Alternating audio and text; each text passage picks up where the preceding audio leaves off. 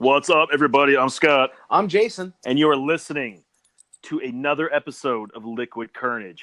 What's up, buddy? Oh my gosh. Well, I'm doing really good. I got a chance to see you though last weekend, and it was so nice, man. It We had was such cool, a good man. time. It was a great time, and I know I posted on our Instagram and Facebook that we were going to record in person this week's show, but as life often does, it took a turn, and we got sidetracked, so we didn't get a chance to. But I feel like it worked out for the best because we got to spend some quality time hanging out, bonding, and just catching up, which I think in the long term, that's better for our listeners anyway.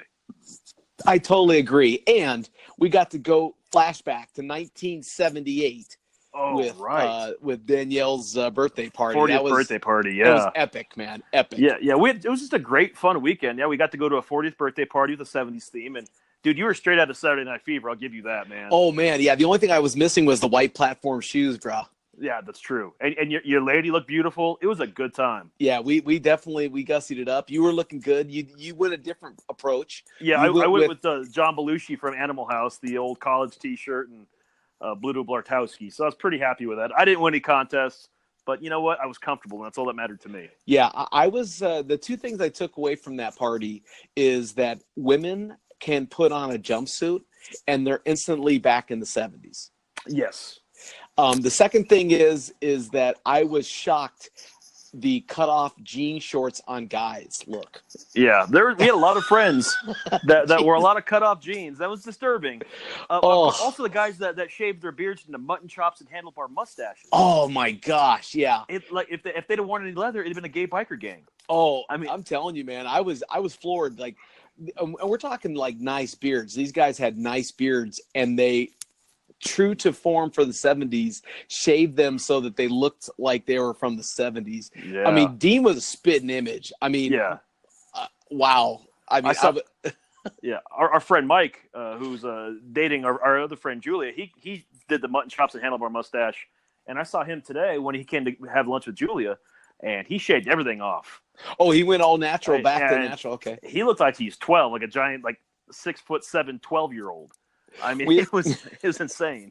We have a friend named Bennett who, when he wears his beard, he looks like all man. When he shaves it off, he looks like he's 12. He looks like Yukon Cornelius right now. I mean, that's what the beard looks like. If you've ever watched Rudolph the Red-Nosed Reindeer, yeah, he looks like Yukon Cornelius, and he's very proud of that because it's taken him some time. And he actually considered shaving the beard for a handlebar mutton chop mustache too, but in the interest of his Halloween costume in October, he was not allowed to, so he can maintain proper beard integrity. Yeah, I think that when you get to a length like that, you just have to commit. You have to commit to it, and there's no changing it. There's no getting around it. No, I agree. But it was a fun weekend. It was a great weekend to see friends. Yeah. And we got to do this as the monsoon season starts, and as we're recording this show right now, we are both in the midst of a monsoon from 200 miles away. So if we do cut out recording the show or you hear some weird edits, we're going to go ahead and blame that on the thunder and lightning and the knocking out of the Wi-Fi. We're going to Milli Vanilli this sucker and blame it on the rain, baby. Absolutely, baby. Absolutely. Wow. Yeah. So if you have any great pictures of you from we'll say a 70s party or even an 80s party, a throwback party, why don't you post them to our Facebook, Instagram, or Twitter page, all at Liquid Kernedge. If you want to see a picture of Tom from the 70s, Tom was born in the 70s, we can make that happen. But you have to hit him up at liquid_EP on Twitter or Instagram. Well put. Well advertised. I love it. No problem. I'm just doing my corporate shilling. We'll get to our buddy Matt's company later on in the show. I like to save that for last because Crespo's, they are a lifesaver for your sunglasses. But on with the show. Well, you know, I seem like sometimes I watch some pretty funky stuff on Netflix, or, you know, I'm not the traditional watch a Marvel comics or, you know, watch just traditional movies that are out now. So I'm scrolling through Netflix and I come across this very short 5-episode season of Churchill's Secret Service, The New Recruits. Yes. And basically what the premise of the show is recently they discovered that in the 40s, Churchill proposed training everyday citizens to do undercover spy espionage or sabotage behind German lines kind of things. And so what he did was he established a school program that took average students, average people, teachers, doctors, grandmothers, just normal people, and basically in 6 weeks taught them how to be spies for the Allies. So I thought that's kind of interesting. I've been on a kick of World War II lately, and so I thought, well, maybe I'll watch it. And I was just enjoyed the whole 5 episodes because it basically took people from all forms of life and taught them how they were taught 70 years ago in 1940. Yeah. They gave them the same old style uniforms to wear. They reenacted or recreated all of the old obstacles and all the old tests that were done back in the 40s. And it got me thinking, could I have been one of those secret agents coming out of just being a normal person? Well, relatively speaking, of course, because you know me, I'm not normal. But if I was a normal person, I could have survived the training and become a secret agent, espionage. Yeah, once you told me about this show, I watched the first episode over the weekend to familiarize myself with it, and I thought it was a very interesting premise. You're right, taking modern day people and essentially taking them back 70 years. To that time with the same training techniques, the same education formats. I mean, there was no technology, or the technology is very primitive by today's standards. So it was an interesting thing to watch people mentally step up and mentally break down as a result of the training. Oh yeah. And what I thought was really interesting is the arrogance some of these guys had from the get-go. And I haven't watched the entire thing, but you could tell with the men that were more athletic, and I don't want to say younger, but the prime of their life men, like the 25s to 40s that felt like they were leaders or could be a leader, and just the general cockiness with it. And that got called out real quick with them too. And I was very intrigued to watch and see how that played out. Yeah, I think the thing that kind of struck me is they did a wide enough spread of people's backgrounds that your initial preconceived notion, when you look at there was 14 candidates, and when you looked at the 14 candidates, you instantly said, oh, okay, well, she's not going to make it because she's too meek, and he is going to make it because he's big and strong and can do all this. And as you go through the 5 episodes, you realize that it took a lot more than just pure strength or pure intelligence. It's not pure size, strength, and intelligence. So there's a combination of stuff. And you asked that question about yourself a few minutes ago. If given the opportunity to do something like this in real life, would you take that opportunity? Could you do this? Could you blend in? Well, a part of me says that I might have a tough time. One of the things that they really stressed upon is a lot of the training is not just a physical, but can you assume a totally new identity, and can you blend in where you're kind of not noticeable? And I have the kind of personality that I think I could be really easily noticed. Yeah, I think you and I have very similar personalities like that, where we can be picked out of a crowd because we do tend to be louder than most people when we get going. But I think at the same level, I think I could do that, and I think you could too. I think given the necessity of the situation, if it's life or death, I could shut the fuck up and do my job and be unassuming. Well, and the thing that they did a good job of in the show is they went through the training steps, but then intermittent between the trainings, they would go back in history and say, tell actual cases of these the recruits back in the 1940s and things that they did. And some of them got caught. Some of them didn't survive. Like some of them died in the service of the British Army. And so, one of the big things they said is a lot of these people, it was a pure volunteer army force. I mean, it was purely volunteer. And many of them never came back, or they were captured, tortured, and were killed. So that's another thing to keep in mind too, is could you have volunteered to do this knowing that, the likelihood that you were going to survive is not great? Yeah, I think going into that, you have to. That takes a certain level of courage, and I think you're not going to sign up for that unless you know there's a chance you're not coming back, and you have to be at peace with that. You know, it comes down to your kids are pretty much full grown, and uh, if something like this were to pop up and you were asked to do it, you literally have nothing to lose. I have no kids, so I know I've got nothing to lose. So we would be ideal candidates on that surface level of, do they check the boxes of, if something happened, would they be leaving a family behind that need them? One of the other questions they asked is, would you be able to kill someone? Yeah. And I know that people say, oh, they most definitely would if it was their life or the other person's. And I think that's just human instinct. But still, man, until you're in that situation, I don't know. Well, and when they were going through the training, they asked that of everyone, and I was kind of surprised. Like one of the people in the group was a doctor, Mm-hmm. and she just flat out said, you know, I've been trained to save lives. I have never thought of myself as someone who could kill someone or um,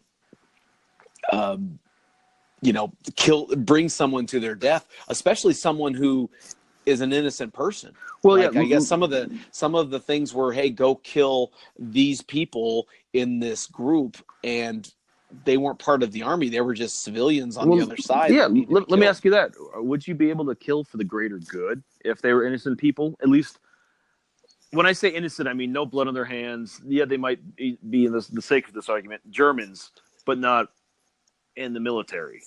But if you were asked for the greater good to eliminate them, to set up a bigger target.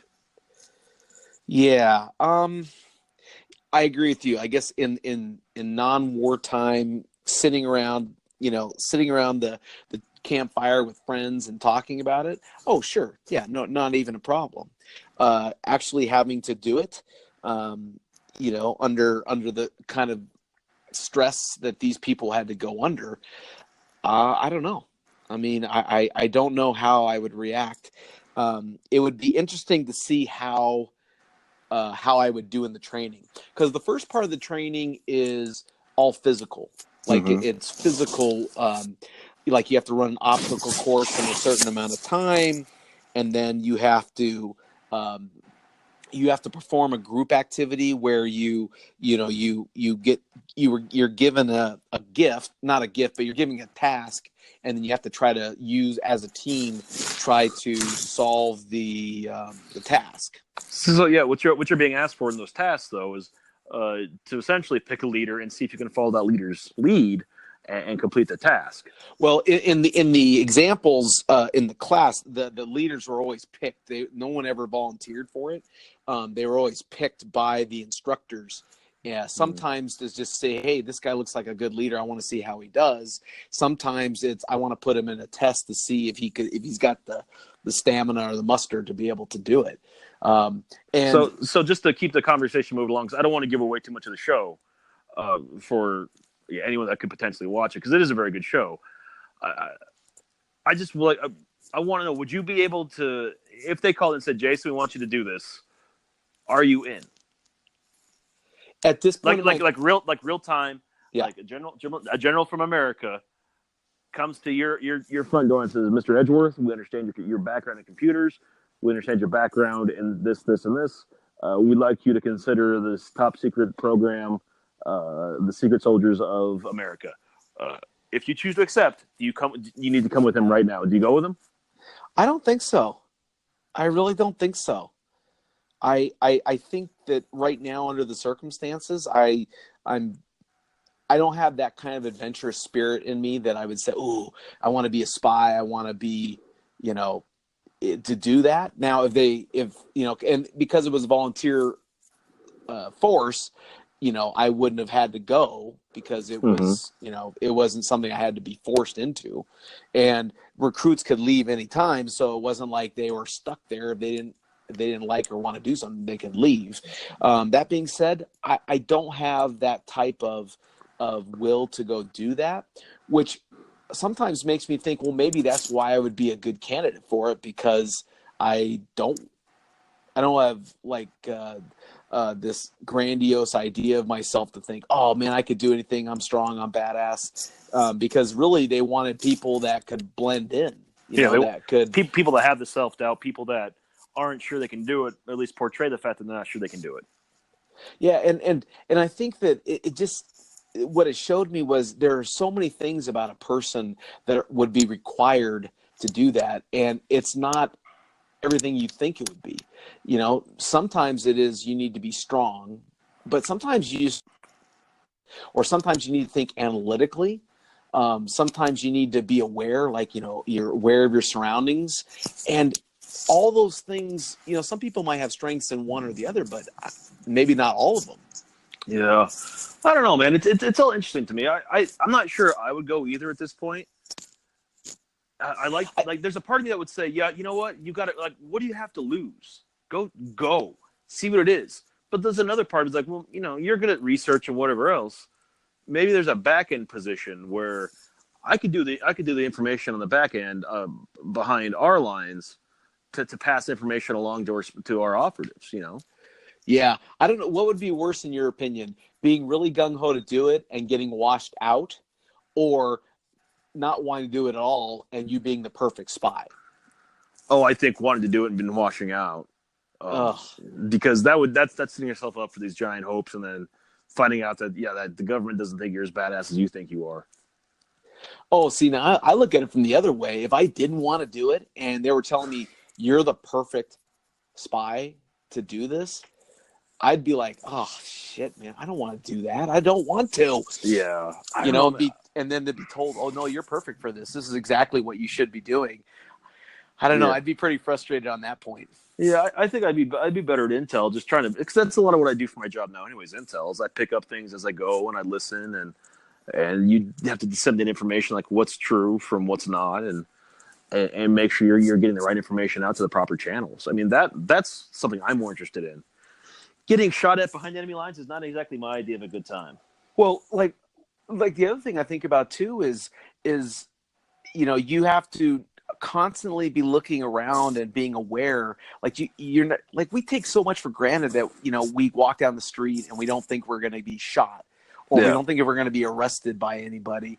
And these people had to constantly be on the move, constantly doing these assignments, or blow up this building or do something else. So I don't think I would want that kind of stress. I just don't think I would want that kind of stress. Now, when it comes to you have to wire bombs the right way. I'm not exactly mechanically inclined, so maybe I'm not the guy you want to wire bombs. But so that part I don't think would be the problem for me, because they're going to teach you how to wire the bomb. They're going to teach you how to pick locks. They're going to teach you how to hear Morse code or read Morse code. They're going to teach you those skills to become a spy. What I don't know is, how do you teach someone to endure torture? Or how do you teach someone to overcome their fear of heights and climb up a building that they have to get into? You know what I mean? Like, how do you teach someone to overcome that? That's a great question. And especially in today's world, too, where there's eyes everywhere. You can't go anywhere without being seen on some kind of camera. So the level of stealth you have to have in today's world is far, far superior than what they had to have 70 years ago. Yeah, that's true. That's absolutely true. And luckily we've been in a world where we haven't had to deal with a war like that, where they drop you behind enemy lines. I know that our Army and our Special Forces people, they get that all the time, and they're used to it. That's what their training is. But even those guys, they joined up. They volunteered too, but they're usually, pretty badass people. These were just regular people. Yeah. Well, I think everybody has delusions of grandeur that has to some level. And I think with those delusions of grandeur, if someone says, hey man, could you ever be a spy? We all think we can be James Bond. And for every time we think we're James Bond, we're probably more Maxwell Smart than James Bond. And if you don't know who Maxwell Smart is, look it up. It's an old TV show, Get Smart. It was a Steve Carell movie about 4 or 5 years ago too. I mean, it's just that I don't think you have to have a special talent to be that kind of to be a secret agent essentially. I would say so. Now you were an Eagle Scout. Yes. So did your training in the Eagle Scouts kind of do a lot of that, like survival and living off the land, as part of your not training, but your experiences? Your advancements. Yeah, there were certain requirements you had to meet to be an Eagle Scout, and wilderness survival was a course that you had to take. And I taught wilderness survival for a couple of years after I got my Eagle Scout, and it's but that's all very basic stuff. It's how to build a shelter, how to start a fire out of flint and steel, how to properly signal for help, things like that. Nothing to this level. I mean, it's very basic and very primitive. Do you think that would have helped you in what you saw of the show that we were doing, or that we were talking about? Do you think that would have helped you kind of prepare for some of the obstacles and stuff that they were doing? Oh, absolutely. Yeah, that's the nice thing, especially when you're an Eagle Scout. You actually come into the military at a higher rank already, if you can prove you have that. So, really? Yeah. Wow. So that's kind of a nice little bonus for anyone that's out there that's got kids at the Boy Scouts. If they achieve Eagle Scout, they can enter the military at a higher rank than recruits or whatever the hell they call them now. So you do have a basic understanding of wilderness survival, first aid, and how to not get yourself killed. Then it leads me to the question is, right now our special forces and our spies or stuff, those are people who go through extensive training within the government, training that we probably don't even know about. Oh, absolutely. Do you think that the idea of just training normal civilians to do this kind of work would work in today's world? No. I don't want to say, maybe I was too quick to say no. I don't know if it would or not. I'd like to think we can. I think back to the Bin Laden situation back in 2012, where we accidentally crashed our stealth Blackhawk, and all the information came out about all the technology we were using. The night vision contacts, the body Kevlar for the German Shepherds. Obviously the helicopter. And they said that that was about 10 years before the public sector is going to hear anything about that information. Yeah. I'm not sure you could get people off the street and have tech like that and have them not spill their beans. Well, I don't think as a society we're smart enough. In fact, I know that's the case. And I've argued with a friend of ours that worked for the government for a long time about the stuff that was used in the Bin Laden in Project Geronimo, whatever it's called. He swears that the government really doesn't have that kind of stuff, that kind of advanced technology, and that they're just, lying to us. And it's like, that doesn't make any sense, because that's the exact opposite of what the government's actually saying. And the government doesn't tell a lot of truth as it is, but you have to believe with the black dollar defense funds they have, that the technology information that we have that they're using is far beyond anything the public is ready to have or understand these days. Yeah. And yet there's probably a price of freedom that people feel very comfortable knowing that our military is is arguably, but probably the strongest in the world. And that strength comes from having a competitive advantage in espionage and a competitive advantage in weaponry. Absolutely. You know what I mean? So I get it. I understand. I get it. You know what the ultimate tactical utility would be in our military moving forward? Crespos. If you have not ordered your pair of Crespos yet, go to CresposOfficial.com and use the promo code Liquid Kernedge. For those that don't know, that have been listening the last couple weeks, Crespos is essentially, it's croquis you attach to your glasses. So if you lose your sunglasses in the lake, or your eyeglasses in the lake or the rivers, or if you're going hiking and you don't want to lose them, they float. It's the perfect outdoor accessory for your eyewear. So go to CresposOfficial.com and use the promo code Liquid Kernedge for 20% off right now. That was a nice plug. You like that? That was a nice plug. Our buddy Matt, man, he's doing a great job. He was up here at the First Friday last week at Kingman, up here in Kingman, selling those at our First Friday fair, where we did the dedication to our whole Welcome to Kingman downtown sign. And it is a pretty impressive booth, man. He's a very impressive young man. So I encourage anybody to go check out the website, buy the product, and a portion of those proceeds do go to helping people without glasses get glasses. So he's very philanthropic too, so it's very admirable. So I have one final question on this topic. Yes. Not that it was for the military, but if your gym or if a company offered this kind of training, like a 6-week submersion training like that, or maybe like a submersion, you know how people can go on a farm or work a ranch or something, like a vacation. Would you ever do something like that, go to become a secret agent? Absolutely. I think that would be a fun, like a fun go and train people and, you know, teach them all that stuff, and just for like a camp.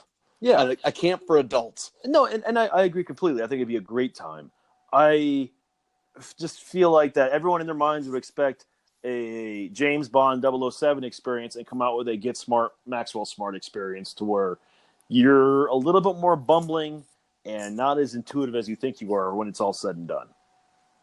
Or they would come back and say, "Man, I'm a badass. Now I want to do so. I want to go kill people." So, and then they promptly shoot themselves in the foot. You know, it goes either way.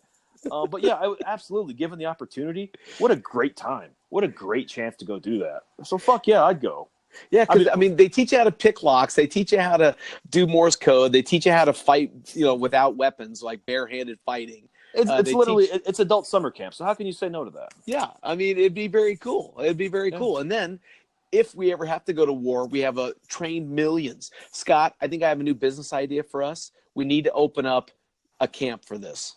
All right, the adult summer camp, the Liquid Kernedge the Liquid Kernedge survival training class. We need to come up with a syllabus or a. Well, we need an application process, because we don't want expatriates or militants coming to join us thinking that they're going to be taught ways on how to become secret agents. So we do need a screening process for this. Yeah, no, we definitely needs to be like I don't know if you remember the process that George Costanza went to read applications for a big grant that his foundation was giving, and so he picked the kid with like the C average.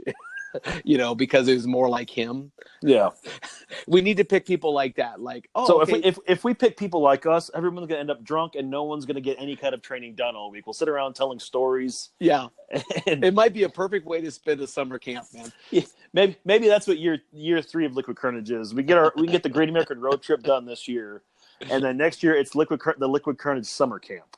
Maybe that's what we need to look at. Exactly. That would be so much fun. I'm looking forward to that idea. I tell you what, though, yeah, if you're interested in a Liquid Kernedge road trip or summer camp, hit us up on Twitter, Instagram, or Facebook, all at Liquid Kernedge.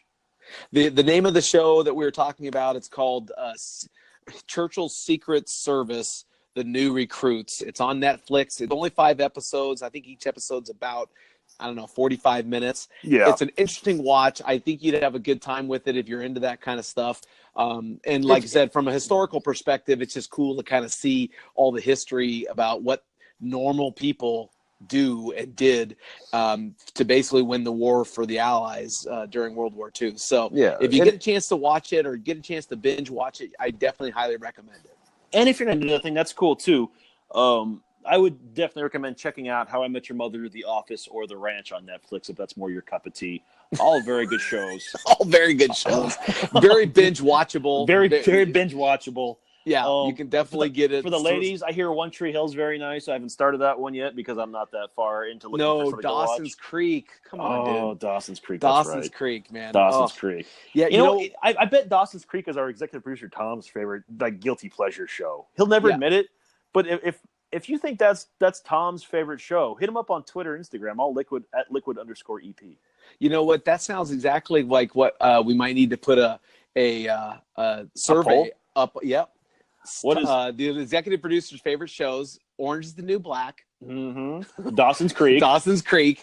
One Tree Hill. Rizzoli and Isles. Oh, yeah. Rizzoli and Isles. Yeah. Oh, Scott, I think that's our next survey, dude. I just think it has to be done. Oh, gosh, that'd be hilarious. I can see the notes on this one now when they come out. Yeah. We're the notes are for this one. He's typing Fast and Furious as we say this, but you know what? Exactly. It's worth it. It's worth it. I know. Oh. All right, man. I think our time is up for the week. Why don't you take us home? All right. Well, thanks to everyone for listening. We had a good time this week. I hope you enjoy the show if you get to watch it. That was Scott. I am Jason. And as always, if you never know quite what to say, just have yourself some Liquid Kernedge.